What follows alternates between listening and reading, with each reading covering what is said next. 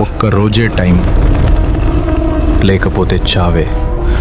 అభిమన్యుడి మరణ వార్త విన్న వెంటనే అర్జునుడు కోపంతో రగిలిపోయాడు. తన కుమారుడు ఒక్కడే చక్రవ్యూహంలో చిక్కుకున్నాడు. అందరూ కలిసి చంపేశారు.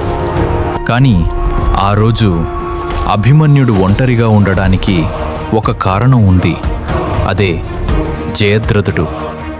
పాండవులు లోపలికి రాకుండా అతడే అడ్డుకున్నాడు. అది తెలిసిన అర్జునుడు యుద్ధభూమిలో ప్రమాణం చేశాడు. రేపు సూర్యాస్తమయంలోపు జయద్రథుడిని చంపుతాను. అలా చేయలేకపోతే నేనే అగ్నిలో ప్రవేశించి ప్రాణాలు విడిచేస్తాను. మొత్తం యుద్ధభూమి షాక్ అయింది. ఇది సాధారణ మాట కాదు. అర్జునుడు తన ప్రాణాన్ని పందెంగా పెట్టాడు. ఆ వార్త వెంటనే కౌరవ శిబిరానికి చేరింది. దుర్యోధనుడు సంతోషించాడు. జయద్రథుణ్ణి కఠిన రక్షణలో పెట్టాడు.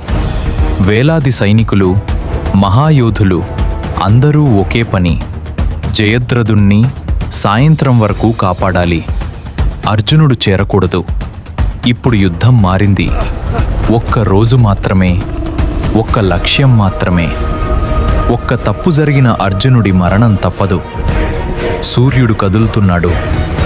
సమయం మొదలైంది. తర్వాతి భాగం మిస్ అవ్వకూడదంటే ఇప్పుడే లైక్ చేసి సబ్స్క్రైబ్ చేసుకోండి.